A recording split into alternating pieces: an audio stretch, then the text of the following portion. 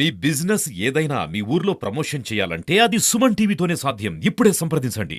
సుపరిపాలన తొలి అడుగులో భాగంగా ఈ రోజు ముమ్మడివరం నియోజకవర్గంలో ఉన్నాం. ఇక్కడ అంటే కూటమి ప్రభుత్వం గత సంవత్సరంలో చేసిన పనులు వచ్చి 4 సంవత్సరాల్లో ఎటువంటి అభివృద్ధి పనులు చేస్తాయని ఇంటింటికి వెళ్ళి ప్రచారం చేయడం, అభివృద్ధి పనుల గురించి మాట్లాడడం జరుగుతుంది. దానికి సంబంధించి ఇక్కడ మనతో ముమ్మడివరం ఎమ్మెల్యే డాక్టర్ బుచ్చిబాబు గారు, అమలాపురం ఎంపీ గంటి హరీష్ మాథుర్ గారు ఉన్నారు. వారితో మాట్లాడి తెలుసుకుందాం. సార్, ప్రస్తుతం అంటే 1 year అయిన అంటే ముమ్మడివరం నియోజకవర్గంలో ఇటువంటి అభివృద్ధి కార్యక్రమాలు జరుగుతాయి. నెక్స్ట్ 4 సంవత్సరాలు ఇటువంటి అభివృద్ధి కార్యక్రమాలు జరుగుతాయి. సుపరిపాలన తొలడుగు ఈ రోజు ముమ్మడివరం నియోజకవర్గంలో ముమ్మడివరం నగర పంచాయతీలో 4, 17, 19 వార్డులో గల హౌసెస్ అన్నిటికీ కూడా గౌరవ ఎంపీ గారు, మేము కూడా స్వయంగా మన booth incharge, cluster incharge, area incharge, party ప్రెసిడెంట్లు, కౌన్సిలర్స్ అందరూ కలిసి సుమారుగా 50 ఇళ్లుగా దాకా తిరగడం జరిగింది. ఏదైతే ఎలక్షన్స్ ముందు బాబు షూరిటీ, భవిష్యత్తు గ్యారంటీ, సూపర్ 6 పథకాలు ఇస్తున్నామో వాటిలో 70% పూర్తి చేసాం. అవన్నీ అందినయా లేదని చెప్పి ప్రజలను అడిగితే చాలా హ్యాపీగా ప్రభుత్వ పనితీరు చాలా బాగుందని చెప్పి ప్రతి ఒక్కరు కూడా చెప్పడం జరుగుతుంది. అందరూ నా ముఖాల్లో ఆనందం కూడా చూస్తాం. ఎందుకంటే 3,000 నుంచి 4,000 ఇస్తామని చెప్పి పెన్షన్ ఏరియర్ కూడా 3,000 కలిపి 4,000, 7,000 రూపాయలు. మరి మొదటి నెలే వారింటికి 10 గంటల లోపు ప్రతి ఒక్కరికి పెన్షన్ అందింది ఘనత ఈ కూటమి ప్రభుత్వం. అంటే వైసీపీ ప్రభుత్వం కొంచెం ఎలిగేషన్ చేస్తుంది, అంటే కూటమి ప్రభుత్వం సరిగ్గా చేయలేదు. దాని గురించి మీరు ఏం చెప్తారు? దేని మీద ఎలిగేషన్ చేస్తున్నారు? అంటే ప్రభుత్వం చేసిన కార్యక్రమాలన్నీ చేయలేదు, సూపర్ 6 అన్ని నిర్వర్తించలేదు. ఏం చేయలేదు, సూపర్ 6 అన్ని చేసాం. ఏదైతే పెన్షన్ ఇస్తానో జగన్మోహన్ రెడ్డి లాగా 2,000, 3,000 చేయడానికి 5 సంవత్సరాలు పట్టలేదు మాకు. ఒకే ఒక నెలలో 3,000 నుంచి 4,000 చేసి ప్రతి ఒక్కరికి మా నియోజకవర్గంలో 24 కోట్లు ప్రతి నెల పెన్షన్ ఇస్తాం. ఏదైతే కూటమి ప్రభుత్వం తప్పటి నుంచి కూడా తల్లికి వందనం జగన్మోహన్ రెడ్డి అమ్మ ఒడిలాగా ఒకరికి ఇవ్వడం బాగా ఎంతమంది పిల్లలు ఉంటే అంతమందికి మా నియోజకవర్గంలో 50 కోట్ల రూపాయలు, ఒక్క నియోజకవర్గంలో 50 కోట్ల రూపాయలు ప్రతి తల్లికి జమ చేశాం. తల్లికి వందనం. వచ్చి 4 సంవత్సరాలు అంటే ముమ్మడివరం నియోజకవర్గం అభివృద్ధిని ఎలా చూడబోతుంది? అదే చెప్తాను. ఇచ్చిన హామీలు ఏమి ఇచ్చాం? సూపర్ 6 లో తల్లికి వందనం ఇచ్చాం, పెన్షన్ ఇచ్చాం, అన్నదాత సుఖీభవ. ఏదైతే అన్నదాత ఉందో 10,000 నుంచి 20,000 చేస్తా ఉన్నాం. ఆ 20,000 కూడా ఆల్రెడీ కేంద్ర ప్రభుత్వం 6,500 ఇస్తే 13,500 మన రాష్ట్ర ప్రభుత్వం ఇచ్చి నెక్స్ట్ మంత్ వేస్తా అని చెప్పి ముఖ్యమంత్రి గారు చెప్పారు. ధైర్యంగా చెప్పని చెప్పారు అందరికీ కూడా. అదేవిధంగా 3 సిలిండర్లు ఇస్తా ఉన్నాం, 3 సిలిండర్లు ఇచ్చాం. మరి ఏదైతే ఈ మత్స్యకారులకు ఉన్నారో 10,000 నుంచి 20,000 పెంచుతా ఉన్నాం. ఆల్రెడీ 20,000 రూపాయలు అందరికీ 24 కోట్లు జమ చేసాం. ఏదైతే ఓఎన్జీసీ నష్టపరిహారం ఇస్తానో హామీ ఇచ్చాం. మత్స్యకారులందరికీ కూడా 133 కోట్లు లాస్ట్ మినిట్ దాకా ఎన్ని రోజులు చేయాలి అన్ని రోజులు కూడా 133 కోట్లు మన అచ్చెన్నాయుడు గారు తీసుకొచ్చి పెద్ద ప్రజావేదిక ద్వారా వాళ్ళందరికీ ఇచ్చాం. మరి అదే కాకుండా వచ్చే ఆగస్టు నుంచి మహిళలందరికీ ఉచితంగా బస్సు ప్రయాణం ఇస్తాను. ఆగస్టులో స్టార్ట్ చేస్తున్నాం.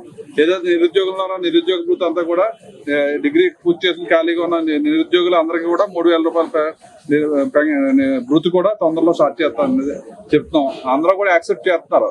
జగన్మోహన్ రెడ్డి ఏం చేసేదండి? రాష్ట్రానికి 11 లక్షల కోట్లు అప్పులు చేసి వ్యవస్థలన్నీ సర్వనాశనం చేసిపోయాడు. అసలు వాళ్ళు ఎన్ని ప్రోగ్రామ్స్ పెట్టినా, వాళ్ళు ఎన్ని పరిస్థితులు ఇవాళ ప్రజలందరూ కూడా చాలా హ్యాపీగా ఉన్నారు. ఎందుకంటే 70% ఫస్ట్ సంవత్సరంలో ఎంత విధ్వంసమైన పరిపాలన చేసి మనకు 11 లక్షల కోట్లు అప్పులు చేసినా కానీ మరి చంద్రబాబు నాయుడు గారు, పవన్ కళ్యాణ్ గారు, మరి లోకేష్ గారు అహర్నిశలో ఈ రాష్ట్ర భవిష్యత్తు గురించి కష్టపడి 10 లక్షల కోట్లు పెట్టుబడులు తెచ్చి మరి మనకి మెయిన్ గా కావాల్సిన అమరావతి రాజధాని ఇవాళ 50 లక్షల కోట్లతో మరి మోడీ గారిని తీసుకొచ్చి పునఃప్రారంభించాం. జగన్మోహన్ రెడ్డి ఏం చేయడు? ప్యాలెస్లు కట్టుకున్నాడు తప్ప ఎక్కడ రాజధాని లేదు. రాజధాని లేని ఈ చుట్టుపక్కల రాష్ట్రాల్లో అన్ని రాష్ట్రాలకి రాజధాని ఉంది, మనకి రాజధాని లేదు. ఆ రోజు చంద్రబాబు నాయుడు ఒక పిలుపుకి 33,000 ఎకరాల రైతులు భూమి ఇస్తే రైతులను ఎన్ని ఇబ్బందులు పెట్టాడు. ఎక్కడైనా రాజధాని 3 రాజధానులు కడతాను ఎక్కడ కట్టాడా? ఎక్కడికి ఇవాళ మళ్ళీ మోడీ గారు తీసుకొచ్చి పునఃప్రారంభించాం. బ్రహ్మాండంగా వర్క్స్ అన్ని కూడా జరుగుతున్నాయి. మరి పోలవరం ప్రాజెక్ట్ ఆ రోజు 72% పూర్తి చేశారు. ఇతను ఏం చేశాడు? డయాఫ్రామ్ వాళ్ళు కూలగొట్టాడు వచ్చి. మరి దానికి కూడా 12,400 కోట్లు తెచ్చి ఇలా డయాఫ్రామ్ వాళ్ళు కానీ 2-3 సంవత్సరాల్లో ప్రాజెక్ట్ పూర్తి చేయడానికి మరి ఎంతో కష్టపడుతుంది ప్రభుత్వం. మరి అదేవిధంగా స్టీల్ ప్లాంట్ ప్రైవేటీకరణ చేయడానికి చూశారు. ఇవాళ దాన్ని కూడా లాభాల బాటలో తీసుకొచ్చారు. అలా ఎయిర్పోర్ట్ మన టైంలో భోగాపురం ఇంటర్నేషనల్ ఎయిర్పోర్ట్ మరి సగం వరకు పూర్తి చేస్తే 5 సంవత్సరాలు కనీసం దాని జోలు మాట్లాడిన దాఖలాలు లేవు. మన ప్రభుత్వం వచ్చిన ఒక సంవత్సరంలో ఎయిర్పోర్ట్ ఓపెన్ చేసుకుపోతున్నాం.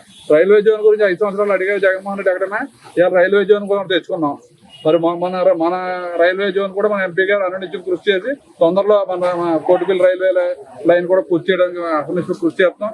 అనేక అభివృద్ధి కార్యక్రమాలు, సంక్షేమ కార్యక్రమాలు మేము చేసాం తప్ప జగన్మోహన్ రెడ్డి ఏం చేయలేదు. వాళ్ళు అర్హులు కాదు. అలా ఏ మీటింగ్ పెట్టా ప్రజలు వీధిలోకి వచ్చే పరిస్థితి ఉండదు. సార్ కేంద్రం సహాయంతో వచ్చి 4 సంవత్సరాలు ఎలా ఉండబోతుంది సార్ ఆంధ్రప్రదేశ్? కేంద్రం సహాయంతో అయితే మాత్రం పూర్తిగా మేము ఒకటే తెలియజేస్తాం ప్రజలకు. కేంద్రం మీరు అందరూ చూశారు, మొదటిసారి ఈ ఈ లోక్సభ పార్లమెంట్ సెషన్స్ వచ్చినప్పుడు మొదటిసారి మనం పార్లమెంట్ సెషన్స్ ఫైనాన్స్ బడ్జెట్ ప్రవేశపెట్టినప్పుడు రెండే 2 రాష్ట్రాలకి పూర్తిగా ప్రకటించడం జరిగింది ఆర్థిక సాయం.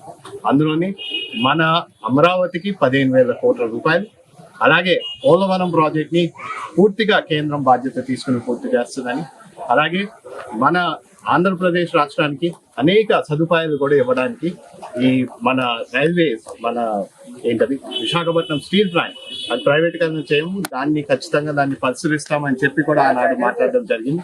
అదే విధంగా మీరు ఈ సంవత్సరంలో మీరు చూస్తే కేంద్రంలో నుంచి స్టీల్ మినిస్టర్ ఆయన కూడా వచ్చి మనకి ఆల్మోస్ట్ సుమారు కోట్ల రూపాయలు మనకి ఇచ్చి దాన్ని రివైవ్ చేయడానికి కూడా బాధ్యత తీసుకున్నారు.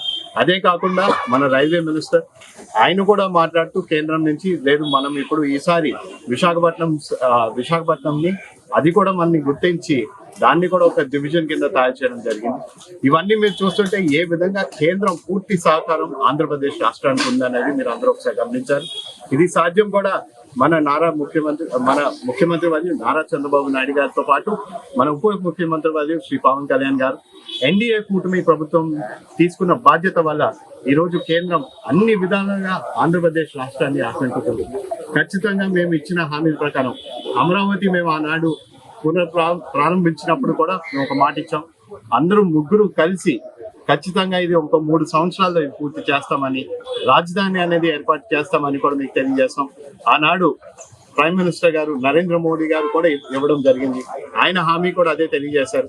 ఇది 3 సంవత్సరాల్లో మన ముగ్గురితోనే సాధ్యం, మనం చేసి చూపిద్దాం అని చెప్పి కూడా తెలియజేశారు. ఖచ్చితంగా నేను ప్రజలకు ఒకటే తెలియజేస్తాను, ఏ విధంగా గత 5 సంవత్సరాలు ఈ వైసీపీ ప్రభుత్వం తప్పుడు మాటలు చెప్పి ఓట్లు వేయించుకుని అధికారంలోకి వచ్చి ఆంధ్రప్రదేశ్ రాష్ట్రాన్ని ఈ అప్పులు తీర్చి ఖచ్చితంగా ప్రజల్ని ఆకట్టుకుంటూ మేము ఆనాడు ఎన్నికల ముందు ఇచ్చిన మేనిఫెస్టో ప్రకారం అన్నిటినీ హామీలు నెరవేర్చుకుంటూ ఖచ్చితంగా మేము చెప్పిన అభివృద్ధి మార్గంలోని ఆంధ్రప్రదేశ్ రాష్ట్రాన్ని ముందుకు తీసుకెళ్తూ అలాగే ఈ రాష్ట్రాన్ని మొదటి స్థాయిలో పెట్టే బాధ్యత ఈ కూటమి ప్రభుత్వం ఉందని కూడా తెలియజేసుకున్నాం.